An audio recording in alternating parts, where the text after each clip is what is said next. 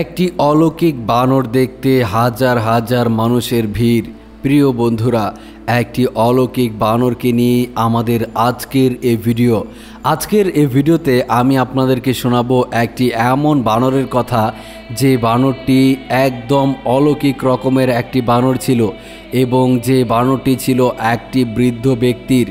আর সেই বৃদ্ধ ব্যক্তিটি এই অলৌকিক বানরের কারণে রাতারাতি কোটিপতি হয়ে গিয়েছিল এবং সে কল্পনাও করেনি যে এই ছোট্ট বানরের কারণে সে কোটিপতি হবে এবং তার এত টাকা পয়সা শান শওকত হবে সে কখনোই কল্পনাও করেনি। তিনি নিজে কিভাবে কল্পনা করবেন? তার গ্রামের মানুষই তো একেবারে অবাক হয়ে গিয়েছিল। তাদের কল্পনার বাইরে ছিল যে শুধুমাত্র এই বানরটির কারণে এই ব্যক্তিটি কোটিপতি হয়ে যাবে এবং সেই গ্রামের মানুষজন সেই বানরটিকে দেখতে খুবই ভিড় জমাতো এবং সবাই বলাবলি করত শুধুমাত্র একটি বানরের কারণে এই ব্যক্তির কীরকম কপাল খুলে গেল। আসলে কপালে যদি থাকে তাহলে আর কে ঠেকায়? এই ব্যক্তিটি রাতারাতি কোটিপতি হয়ে গেল। প্রিয় বন্ধুরা, আজকের এই চমৎকার ভিডিওটি আপনার অন্তরকে ছুঁয়ে দিবে, সেই সাথে আপনাকে শেখাবে গুরুত্বপূর্ণ কয়েকটি শিক্ষা। আর সেই শিক্ষা পেতে অবশ্যই আমাদের আজকের এই চমৎকার ভিডিওটি না টেনে একেবারে শেষ পর্যন্ত দেখুন, কেননা আপনার মনে এতক্ষণে অবশ্যই প্রশ্ন জেগেছে একটি বানরের কারণে কিভাবে একটি মানুষ কোটিপতি হয়, তাই না? সেই প্রশ্নের উত্তরই দেওয়ার জন্য আমি হাজির হয়েছি আজকে আপনাদের মাঝে এবং শোনাবো খুবই চমৎকার একটি গল্প এবং এই গল্প থেকে আপনি পাবেন খুবই অনুপ্রেরণা, সেই সাথে গুরুত্বপূর্ণ শিক্ষা। সেই শিক্ষাটি অবশ্যই আমাদের জীবনে দরকার। তাই আবারও বলছি, ভিডিওটি না টেনে একেবারে শেষ পর্যন্ত দেখতে থাকুন। আর হ্যাঁ, এই চমৎকার ভিডিওটিতে এখনই একটি লাইক দিয়ে দিন। সেই সাথে আপনি আমাদের চ্যানেলে নতুন এসে থাকলে আমাদের এই চ্যানেলটি সাবস্ক্রাইব করে পাশে থাকা বেল আইকনটি প্রেস করে দিন, যাতে করে এরকম চমৎকার ভিডিওগুলো আপনার কাছে সবার আগে পৌঁছে যায়। তো চলুন বন্ধুরা, কথা না বাড়িয়ে আমরা সেই অলৌকিক বানরের সেই অলৌকিক ঘটনাটি শুনে আসি। ভারতের একটি ছোট্ট গ্রামে একজন বৃদ্ধ ব্যক্তি বসবাস করতেন। সেই ব্যক্তির গ্রামটি ছিল এমন একটি জায়গায়, একটি জঙ্গলের পাশেই তার গ্রাম অবস্থিত। আর সেই জঙ্গলে ছিল অনেক পশু পাখি। সেই ব্যক্তিটি প্রায়শই সেই জঙ্গলের ভেতরে প্রবেশ করতেন কিছু কাঠ কাটার জন্য, সেই সাথে কিছু লাকড়ি আনার জন্য। সেই লাকড়ি এনে তার রান্না বান্না, তার পরিবারের কাজ তো চলতই, পাশাপাশি তিনি সেই লাকড়ি বিক্রিও করতেন। আর এভাবেই তিনি জীবিকা নির্বাহ করতেন। এভাবে সেই ব্যক্তিটি প্রতিদিনকার মতো একদিন কাঠ সংগ্রহ করার জন্য জঙ্গলের ভেতরে প্রবেশ করলেন।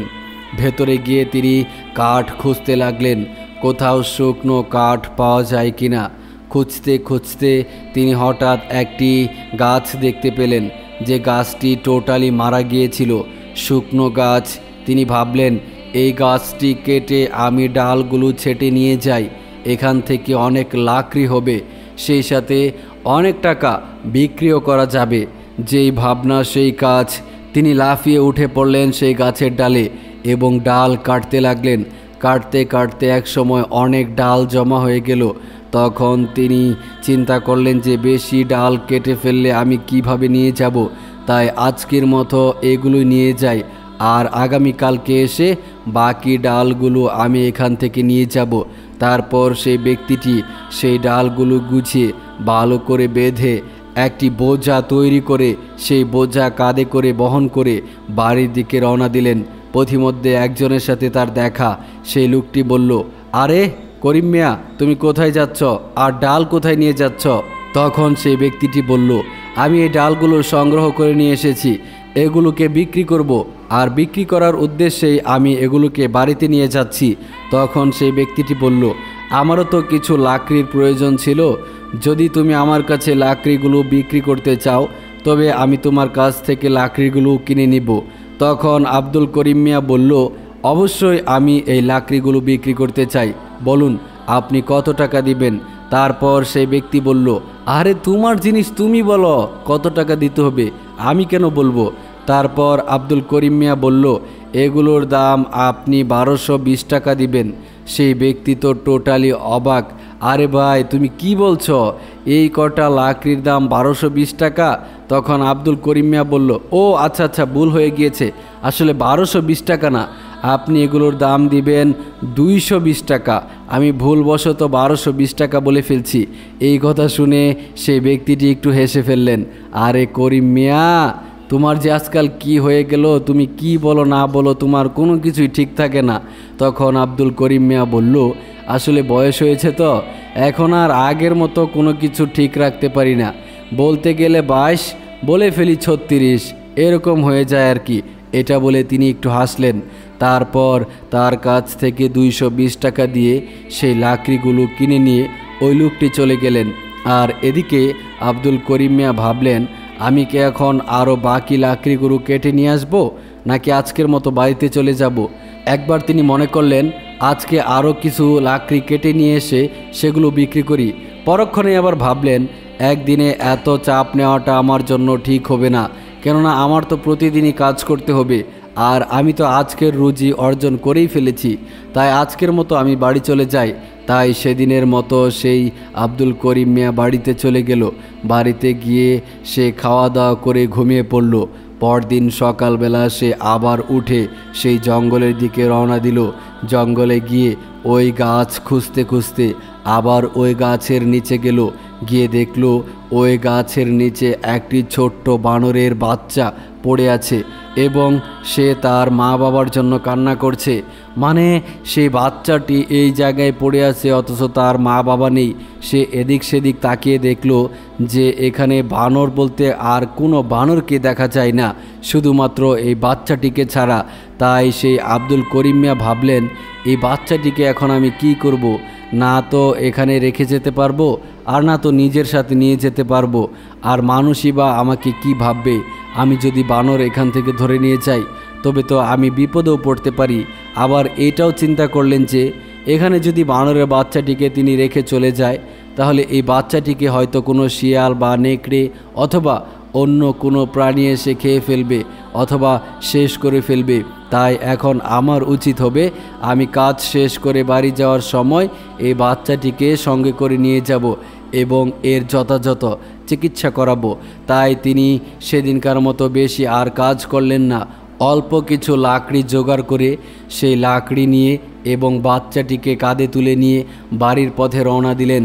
বাড়িতে এসে তিনি তার সেই লাকড়ির বোঝা বাড়িতে রাখলেন এবং তার দুই ছেলেকে ডেকে বললেন, এদিকে আসো বাবারা, দেখো তোমাদের জন্য কি এনেছি।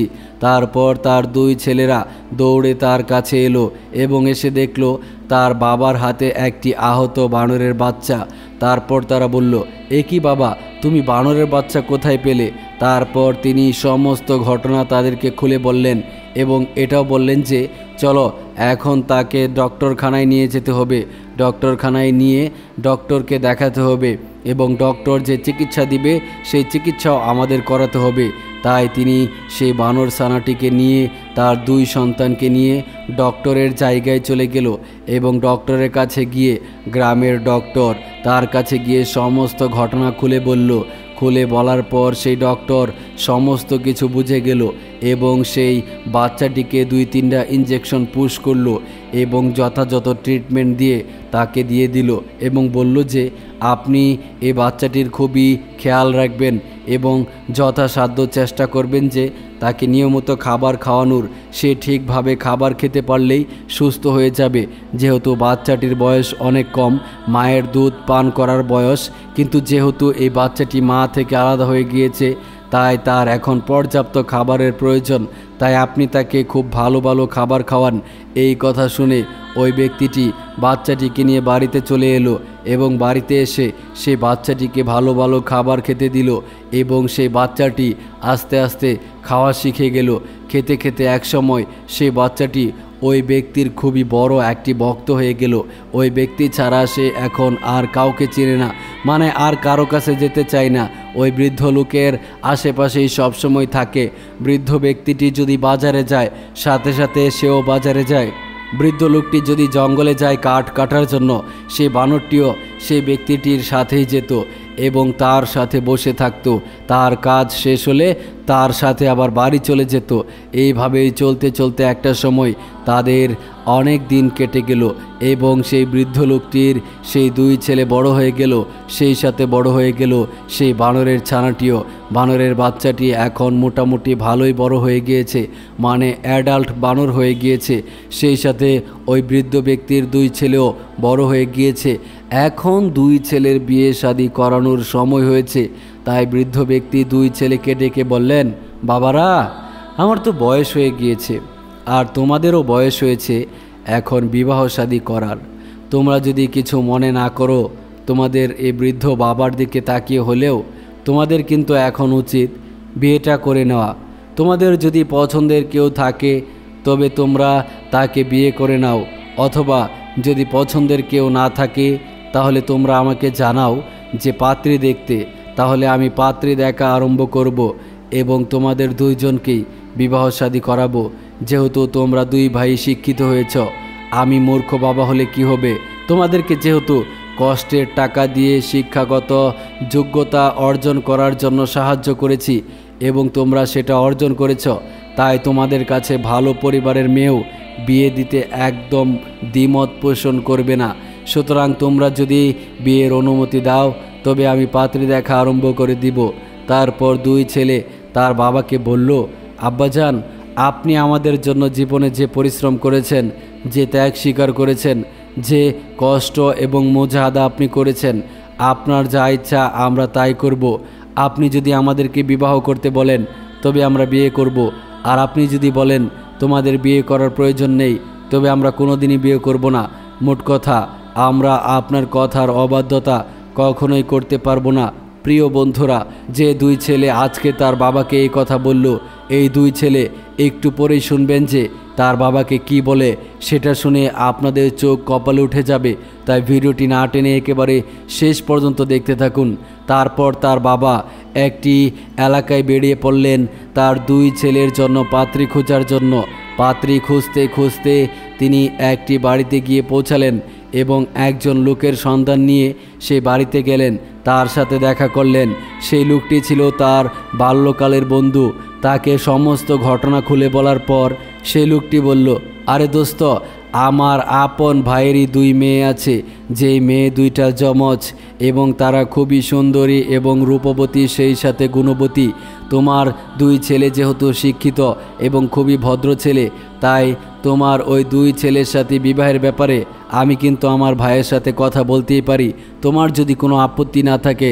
তখন ওই বৃদ্ধ লোকটি বললেন, আরে না ভাই, আপত্তি আবার কিসের?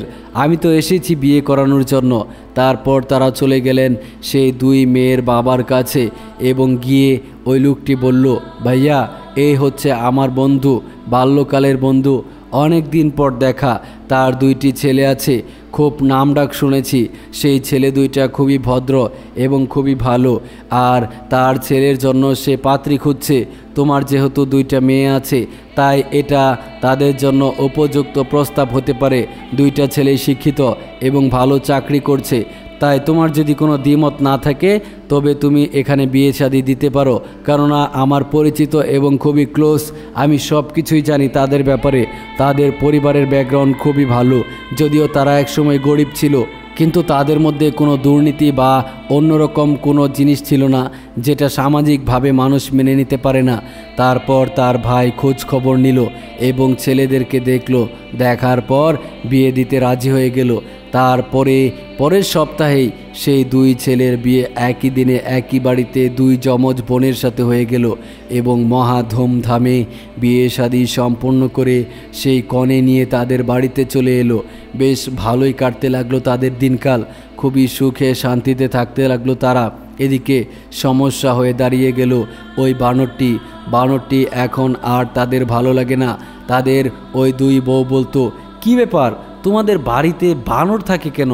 এরকম নোংরা একটা জিনিস তোমাদের বাড়িতে থাকে, এটা তো আসলেই খুবই নোংরা একটা বিষয়।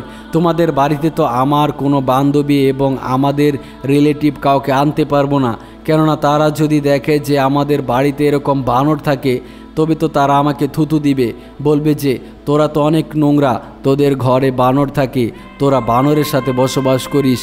তাই এখন তোমরা তোমাদের বাবাকে বলো যে এই বানরটি যেন সে দূরে কোথাও রেখে আসে।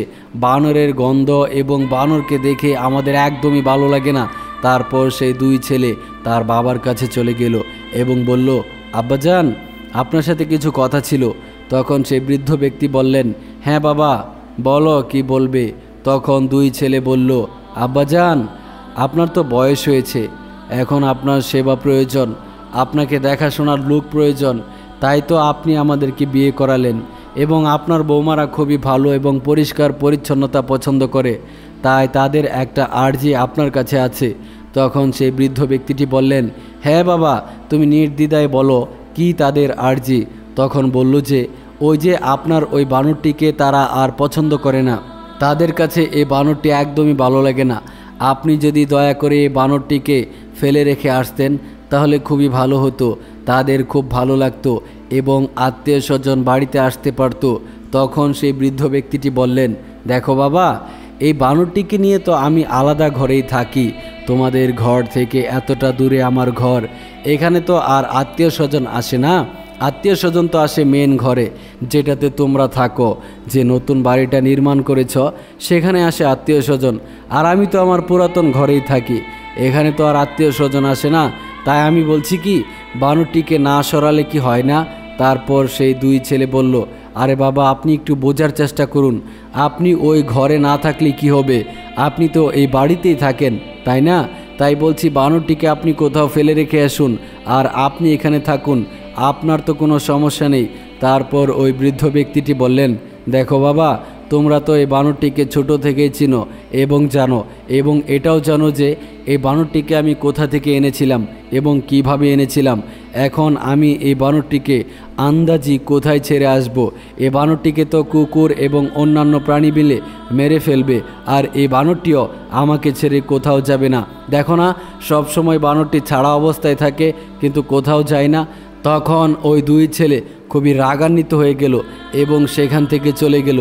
চলে যাওয়ার পর তাদের বউদের সাথে কথা বললে তার বউয়েরা অনেক রাগ প্রকাশ করলো এবং বলল, আচ্ছা ঠিক আছে, তাহলে আগামীকালই আমরা চলে যাব, তুমি তোমার বাবা এবং ওই নোংরা বানরটাকে নিয়ে এই বাড়িতে থাকো, আমরা আর এই বাড়িতে থাকতে চাই না, তোমাদের বাড়ি তোমরাই থাকো, তোমাদের বাড়িতে বানর পুষবে না হাতি পুষবে না ভাল্লুক পুষবে এটা তোমাদের পার্সোনাল ব্যাপার, আমরা এই ব্যাপারে আর কিচ্ছু বলতে চাই না। তবে হ্যাঁ, যদি আমাদেরকে রাখতে চাও তবে ওই বানর রাখতে পারবে না, এবং যদি বানর রাখতে চাও তবে আমাদেরকে বাড়িতে রাখতে পারবে না।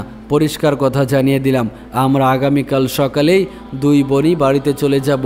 তারপর দুই ভাই মিলে চিন্তা করলো যে এটা তো হতে দেওয়া যাবে না, তাই তারা তার বাবার কাছে আবারও গেল এবং গিয়ে বলল, আপনাকে যেটা বলেছি সেটাই করতে হবে, নয়তোবা আপনাকে এই বানর সহ বাড়ি থেকে চলে যেতে হবে। এই কথা শোনার পর সে বৃদ্ধ ব্যক্তির মাথায় যেন আকাশ ভেঙে পড়ল। সেই বৃদ্ধ ব্যক্তি মনে মনে ভাবলেন, যেই সন্তানদের জন্য আমি এত পরিশ্রম করলাম, যেই সন্তানদের জন্য আমি নিজের মাথার ঘাম পায়ে ফেলে উপার্জন করলাম, সেই সন্তানেরা আজকে আমাকে এই কথা শোনাচ্ছে। যাই হোক, যেহেতু আমার সন্তানেরা আমাকে এই ধরনের কথা বলে ফেললো আর আমাকে বাড়ি থেকে বের করে দেওয়ার মতো কথা বলল, তাই আমি আর এখানে থাকতে চাই না, আমি চলে যাব। তারপর তিনি তার দুই সন্তানকে বললেন, ঠিক আছে বাবা, যেহেতু আমি এই বাড়িতে থাকলে তোমাদের সমস্যা, তবে আমি আর এই বাড়িতে থাকবো না, আমি এই বাড়ি ছেড়ে চলে যাচ্ছি, তোমরা আমার জন্য দোয়া করো, আল্লাহ তাআলা যেন আমাকে থাকার মতো একটা ভালো স্থান জোগাড় করে দেয়। তারপর দুই ছেলে নিচের দিকে তাকিয়ে রইল, তাদের বাবা সেখান থেকে চলে গেল। তাদের বাবার এই কষ্টে ভরা অশ্রু ঝরা চোখ দেখে সেই বানরটি তাকিয়ে রইল। সেই বানরটি বুঝে গিয়েছিল যে তার মালিককে আজকে এই বাড়ি থেকে চিরতরে বের করে দেওয়া হচ্ছে। বানরটি বারবার সেই দুই ছেলের দিকে তাকাচ্ছিল, আবার তার মালিকের দিকে করুণ দৃষ্টিতে তাকাচ্ছিল। মানে বানরটি বোঝাতে চাচ্ছিল, হায় রে হতভাগা সন্তান, নিজের জন্মদাতা পিতাকে তোরা কিভাবে বাড়ি থেকে বের করে দিতে পারলি? আমি তো একটা সাধারণ পশু, মানুষ তো শখ করে লক্ষ লক্ষ টাকা দিয়ে কুকুর পোষে, বিড়াল পোষে, আর আমি তো একটা বানর ছিলাম, আমি তো তোদের কোনো ক্ষতি করতাম না, আমি তোদের খাবারে মুখ দিতাম না, আর তোরা তোদের বাবাকে আমার জন্য বের করে দিলি। এরকম হয়তোবা চিন্তা ভাবনা করছিল বানরটি, তার চেহারায় এরকম কিছুই ভাসছিল। আর তারপর সে বৃদ্ধ ব্যক্তিটি বানরটিকে নিয়ে একেবারে চলে গেলেন শহরের অভিমুখে। তারা হাঁটতে হাঁটতে শহরের ভেতরে প্রবেশ করলেন।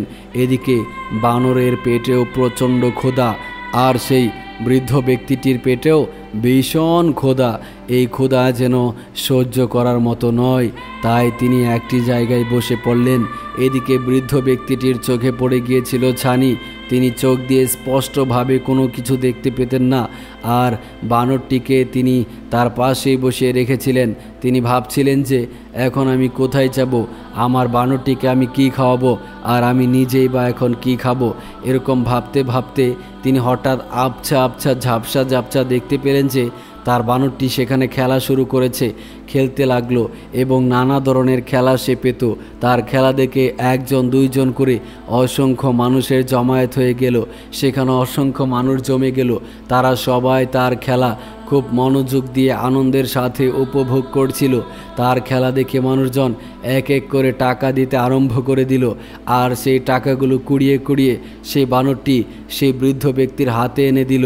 আর এটা দেখে সে বৃদ্ধ ব্যক্তি অনেক অবাক হয়ে গেল, সেই সাথে আশ্চর্য হয়ে গেল যে এই বানরটি কী পরিমাণ কষ্ট করছে।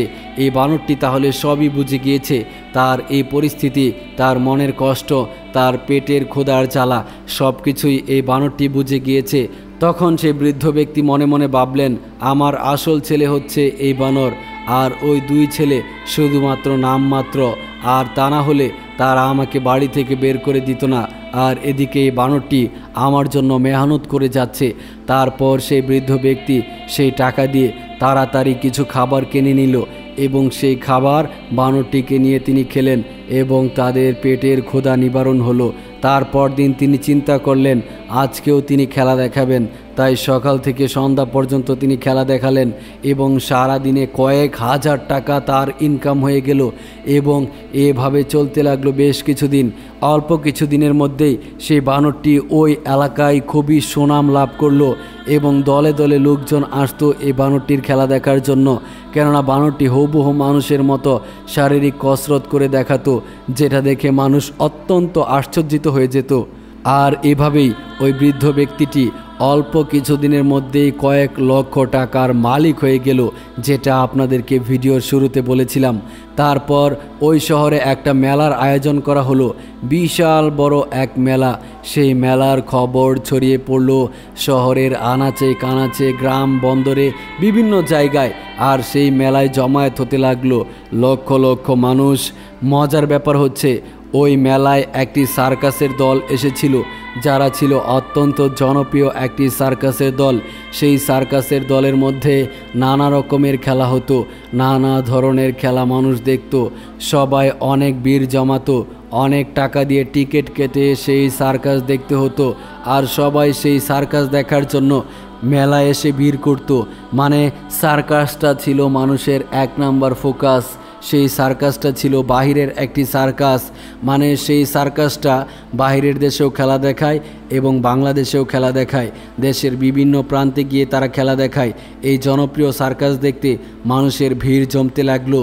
এই সার্কাসের মালিক এক বিকেলে ওই শহরে একটু ঘুরতে বের হয়েছিলেন। তিনি সিভিল বেশে একেবারে সাদাসিধে পরিবেশে সেই শহরে একটু হাঁটাহাঁটি করছিলেন তার একজন সঙ্গীকে নিয়ে।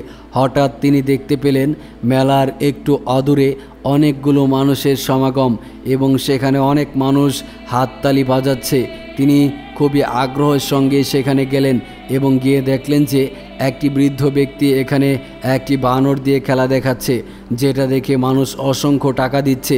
তারপর তিনি অপেক্ষা করতে লাগলেন বানরের খেলা দেখানো শেষ হওয়ার জন্য।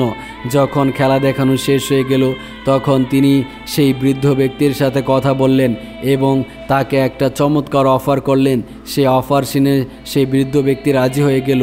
সেই অফারটা ছিল এরকম, আপনি আমাদের সার্কাসের সাথে যুক্ত হয়ে যান, আপনাকে আমরা লক্ষ লক্ষ টাকা দিব, সেই সাথে আপনাকে থাকার জন্য একটি বাড়ি নির্মাণ করে দিব এবং আপনাকে বিদেশে নিয়ে চিকিৎসা করাবো, আপনার চোখের অপারেশন করাবো, যেহেতু আপনার 2 ছেলে আপনাকে বাড়ি থেকে বের করে দিয়েছে।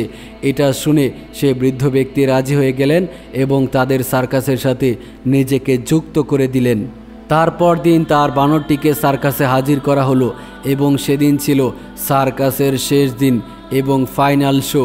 এই শোয়ে আরও হাজার হাজার মানুষ সমাবেত হয়েছিল আর সেই শোয়ে প্রথম খেলাটি ছিল সেই বানরের এবং স্পেশাল খেলা। সবাই সেই খেলা দেখার জন্য অধীর আগ্রহ নিয়ে বসেছিল আর সেই খেলা দেখতে এসেছিল ওই বৃদ্ধ ব্যক্তির ওই 2 ছেলে, ছেলের বউ এবং 2 নাতিন। তারা এসে বসেছিল গ্যালারিতে সেই খেলা উপভোগ করার জন্য, কিন্তু তাদের চোখ কপালে উঠে গেল যখন দেখতে পেল যে তাদের বাবার সেই বানরটি এই সার্কাসে খেলা দেখতে এসেছে এবং সে খেলা দেখাচ্ছে। এটা দেখে তারা অত্যন্ত আশ্চর্য হয়ে গেল এবং সেই 2 ছেলে বেরিয়ে পড়ল তাদের বিবি এবং বাচ্চাকে বসিয়ে রেখে তাদের বাবাকে খোঁজার জন্য। খুঁজতে খুঁজতে এসে দেখলো তাদের বাবাও সেই সার্কাসের ভেতরে দাঁড়িয়ে দাঁড়িয়ে তালি বাজাচ্ছে। সেই ব্যক্তিটি খুব ভালোভাবে দেখতে পেত না, যেহেতু তার চোখে ছানি ছিল। তারপর সেই 2 সন্তান তাদের বাবাকে কিভাবে ডাক দিবে এই সাহস পাচ্ছিল না। তারপর আস্তে করে 2টা ডাক দেয়, কিন্তু সেই ডাক সেই ব্যক্তি শুনে না, আর শুনলেও বুঝতে পারেনি যে কে কাকে ডাকছে। তারপর ওই সার্কাসের মালিক সেই সার্কাসে ঘোষণা করে দিল, আজকে আমাদের এই সার্কাসের অনেক নাম উজ্জ্বল করলো এই বানরটি। এই বানরটি হচ্ছে আমাদের সার্কাসের নতুন মেম্বার। এই বানরটিকে নিয়ে আমরা পরবর্তী মাসে বিদেশে পাড়ি জমাবো এবং সেখানে গিয়ে খেলা দেখাবো। আজকের মতো এই শো এখানেই শেষ। আপনারা আমাদের জন্য দোয়া করবেন আর ভালো থাকবেন। সকলেই ভালো থাকবেন। আল্লাহ হাফেজ। এরপর সেই ব্যক্তিটি ওই বৃদ্ধ লোকের কাছে গেল বানরটিকে নিয়ে, গিয়ে দেখল যে 2টি ছেলে সেখানে ঘোরাঘুরি করছে এবং সেই 2 ছেলে সেই সার্কাসের মালিককে এসে বলল, এই বানরটি আমাদের বাবার এবং এই বানরটি আমরা শিকারি করেছি এবং বিভিন্ন রকম খেলা শিখিয়েছি। তখন ওই সার্কাসের মালিক সেই 2 সন্তানকে বলল, লজ্জা করে না নিমুখারাম সন্তান? নিজের বাবাকে বাড়ি থেকে বের করে দিয়েছ, আবার এখন এসেছ নিজেদের বানরকে দাবি করতে? যাও, এখান থেকে চলে যাও, তোমাদের এখানে কোনো ঠাঁই নেই। ওই বৃদ্ধ লোকের কোনো সন্তান নেই। হ্যাঁ, তার একটি সন্তান আছে আর সেটা হচ্ছে এই বানর। তাই তোমরা এখান থেকে চলে যাও। তোমরা যদি এখান থেকে না যাও তবে আমরা সার্কাসের যারা আছি সবাই মিলে তোমাদের 2 জনকে পুলিশে দিয়ে দিব, বলবো যে তোমরা এই সার্কাসে পরিবেশ নষ্ট করার জন্য এখানে এসেছ, বিঘ্নতা ঘটাতে এখানে এসেছ। তারপর তারা 2 ভাই ভয় পেয়ে সেখান থেকে চলে গেল। আর এদিকে সেই সার্কাসের মালিক ওই বৃদ্ধ ব্যক্তিটিকে নিয়ে সব কিছু বাসায় গিয়ে গুছিয়ে বলল এবং সেই বৃদ্ধ ব্যক্তিটি এগুলো শুনে কান্না করে দিল। তারপর সার্কাসের মালিক বলল যে আপনি কান্না করবেন না, আপনাকে নিয়ে আমরা আগামী সপ্তাহে বিদেশে পাড়ি জমাবো এবং সেখানে গিয়ে প্রথমে আপনার চোখের অপারেশন করাবো, এরপর আপনি রেস্টে থাকবেন। আপনি সুস্থ হওয়ার পর আমরা নতুন কোনো খেলা অংশগ্রহণ করব। এরপর তাই করা হলো। সেই বৃদ্ধ ব্যক্তিকে বিদেশে নিয়ে যাওয়া হলো এবং তার চোখের অপারেশন করানো হলো। এরপর সেই বৃদ্ধ ব্যক্তি তার চোখের দৃষ্টিশক্তি ফেরত পেলেন এবং সে সুস্থ হয়ে গেলেন এবং ভালো ভালো খাবার খেয়ে সে অনেকটাই শক্তিশালী হয়ে গেলেন এবং এরপর থেকে সেই বৃদ্ধ ব্যক্তিটি এই সার্কাসে নিয়মিত কাজ করতে লাগলো তার বানরটিকে নিয়ে। আর রাতারাতি বাহিরে খেলা দেখানোর কারণে এই বৃদ্ধ ব্যক্তিটি অল্প কয়েক বছরের মাথায় কোটিপতি হয়ে গেল এবং তার টাকা খাওয়ার মতো এই পৃথিবীতে আর কেউ রইল না। সেই বৃদ্ধ ব্যক্তির এত টাকা কোথায় রাখবে, কি করবে, কে খাবে, কোনো মানুষ তার ছিল না। এইভাবেই দিন কাটতে কাটতে তাদের দিন এইভাবেই চলতে লাগলো। প্রিয় বন্ধুরা, আজ তবে এ পর্যন্তই। ভালো থাকবেন, সুস্থ থাকবেন এই প্রত্যাশায় আজকের মতো বিদায় নিচ্ছি। আল্লাহ হাফেজ।